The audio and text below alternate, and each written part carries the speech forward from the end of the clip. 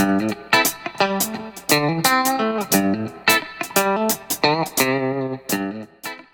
this video, we're going to take a look at these 5 bicolor LED panel lights.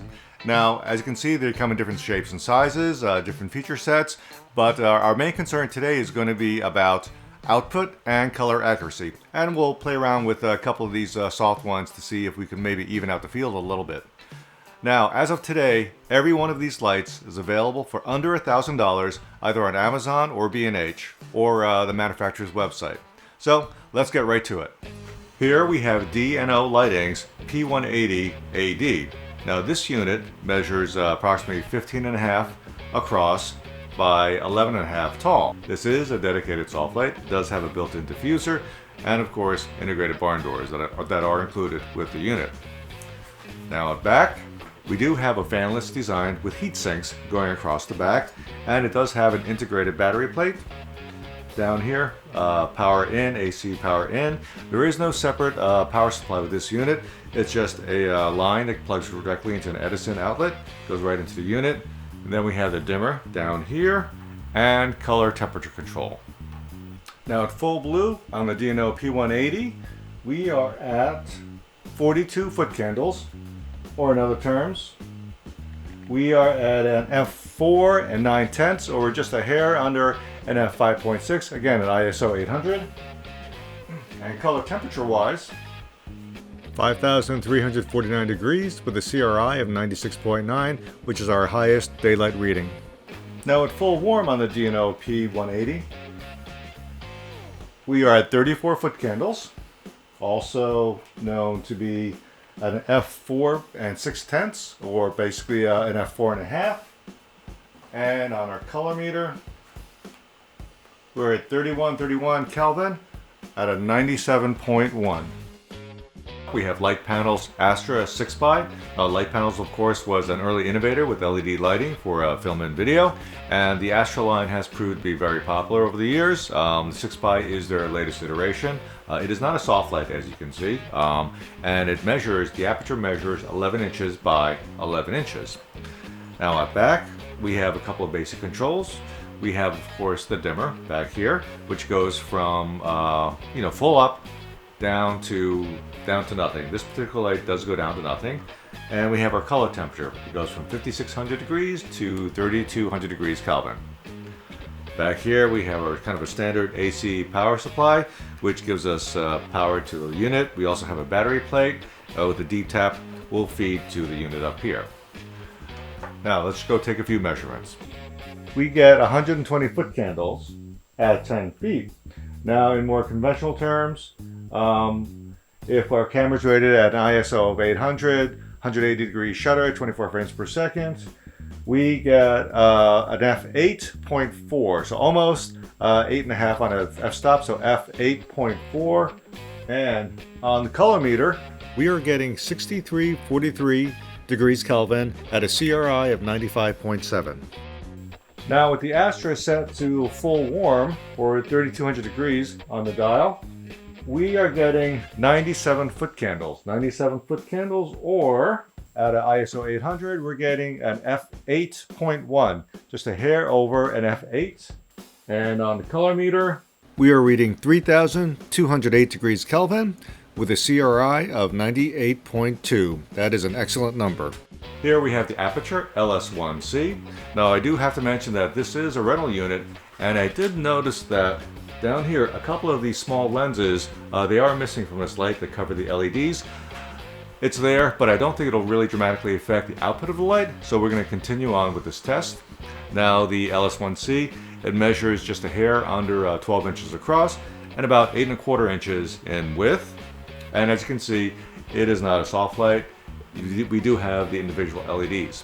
Swinging out back, you'll notice the whole back side is a heatsink. So the head unit is a fanless unit, and it seems to be of all aluminum construction. Actually, the build quality of the LS1c looks actually quite robust. It looks very good. It does come with a separate control unit and a separate AC power supply, which is on the floor.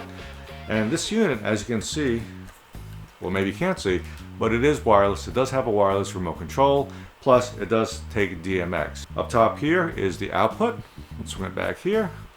We can go from 10%, of course, all the way to 100. And our color temperature control, it goes from 5500 degrees Kelvin down to 3200 degrees Kelvin. Now we're looking at the Aputure LS1c. It is 100% on a dimmer, and we are at full blue, or an indicated 5500 degrees Kelvin. We have 28 foot candles, or we have an f4.3. So we've got an f-stop of 4.3, so almost 4.5 on the f-stop. Now with a color meter, color temperature of 5564 and a CRI of 94.9. Now if we go full warm on the Aputure LS1c, we get 20 foot candles, or in other words, we get an f2.8 and 8/10, so almost an f4 when we're full warm.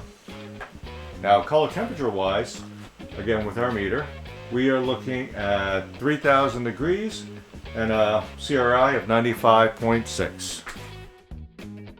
Now with the Aputure, when we go right into the middle of the color temperature range at an indicated 4200 degrees Kelvin, the light is definitely brighter. And we're getting 45 foot candles right at 4200 degrees on the unit. In other words, we are now at f5.6 even. We're dead even at an f5.6 at 800 ISO, 180 degree shutter, 24 frames per second. And our color temperature is 4130 degrees Kelvin, a CRI of 95.1.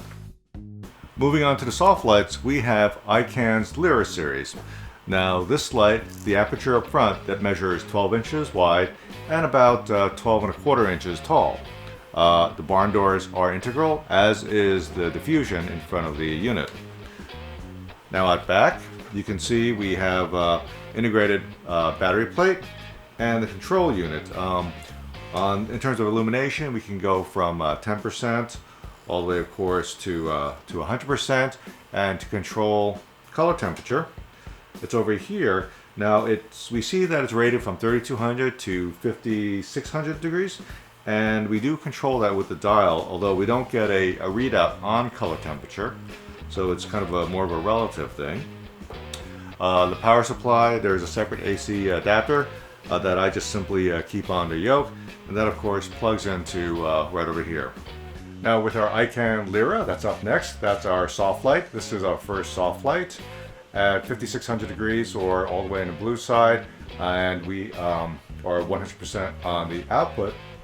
We are at 24 foot candles on our meter, and with color meter, we are at 5671 degrees Kelvin at a CRI of 95.5.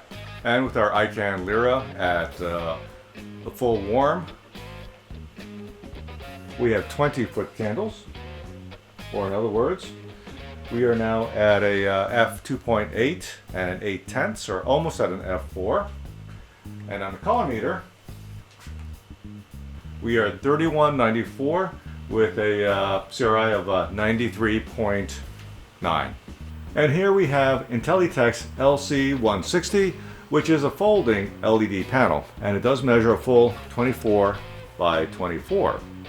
Now, here's the backside. It does have a frame that folds up, and this folds into 1/4 the size here.